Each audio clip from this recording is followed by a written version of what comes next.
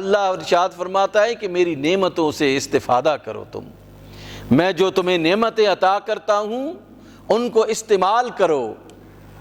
اللہ کے رسول صلی اللہ علیہ وآلہ وسلم نے فرمایا من انعم اللہ نعمتا فإن اللہ يحب ان یرا اثر نعمته علی عبدہ، کہ اللہ جس کو نعمت سے نوازتا ہے تو اللہ چاہتا ہے، اللہ خوش ہوتا ہے ان یرا اثر نعمته، کہ اس کی نعمت کا اثر علی عبدہ، اس بندے پر نظر آنا چاہیے کہ اس کو میں نے اپنی نعمتیں دی ہیں۔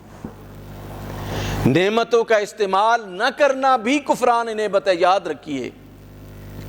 اللہ نے ہمیں خوبصورت کپڑے پہننے کا، اچھے کپڑے پہننے کا حکم ارشاد فرمایا ہے، اور وسائل کے مطابق اچھی غذا کھانے کا حکم ارشاد فرمایا ہے۔ ہمیں زندگی کی آسائشات کو استعمال کرنے کا حکم ارشاد فرمایا ہے۔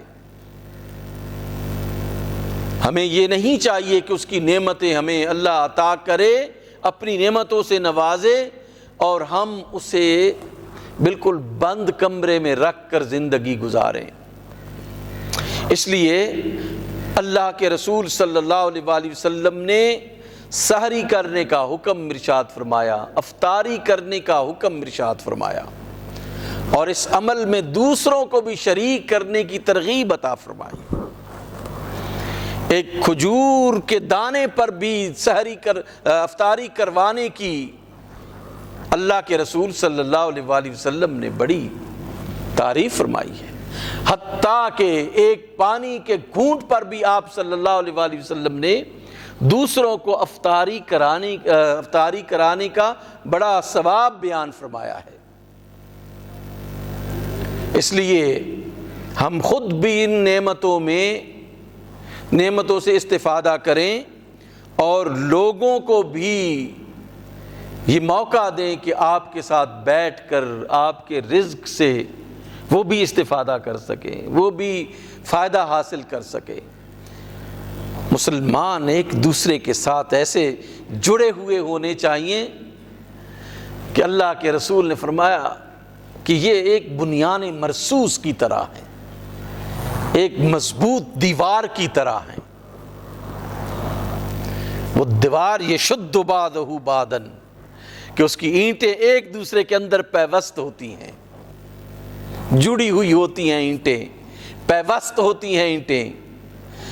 دیوار اسی وقت مضبوط ہوتی ہے جب اس کی اینٹیں، اس کے پتھر آپس میں جڑے ہوئے ہوں، ایک دوسرے کے اندر پیوست ہوں۔ مسلمان بھی اسی وقت مضبوط ہوں گے جب ایک دوسرے کے ساتھ وہ جڑے ہوئے ہوں، ایک دوسرے کے ساتھ وہ پیوست ہوں۔ یہ شادیوں کے تصور، یہ برادریوں کے تصور، یہ قوم اور قبیلوں کے تصور اللہ رب العزت نے اپنے قرآن میں کیوں بیان کیے ہیں کہ یشد بعضہ بعضا، کہ یہ ایک دوسرے کے ساتھ جڑے ہوئے ہوں، مسلمان ایک دوسرے کو مضبوط کرنے والے ہوں۔ مسلمان یاد رکھیے کہ ایک دوسرے کو مضبوط کرتے ہیں۔ جو مسلمان ہیں، جو کلمہ گو ہیں، وہ کبھی بھی دوسرے کی بدخواہی نہیں چاہتا، خیر خواہی چاہتا ہے ہمیشہ کے لیے۔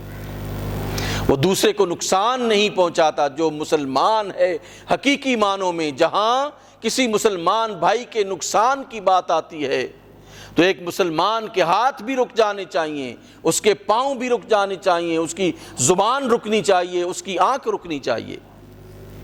ہاں، جہاں مسلمان بھائی کا فائدہ ہے اس کو فائدہ دینے کے لیے اب کی تمام انرجیز جو ہے وہ اگر لگتی ہیں، تو جب ایک مسلمان بھائی کا آپ فائدہ کرتے ہیں، اللہ سبحانہ و تعالیٰ آپ کو فائدہ عطا فرماتا ہے۔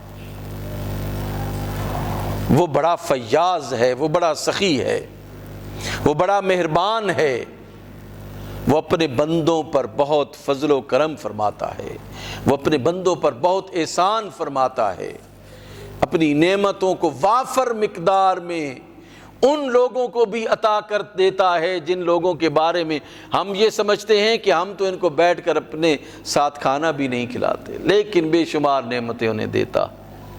ممکن ہے کہ ایک شخص میری نظر میں تو میں اسے چھوٹا سمجھ رہا ہوں، لیکن اللہ کی نظر میں وہ بہت بڑا ہو۔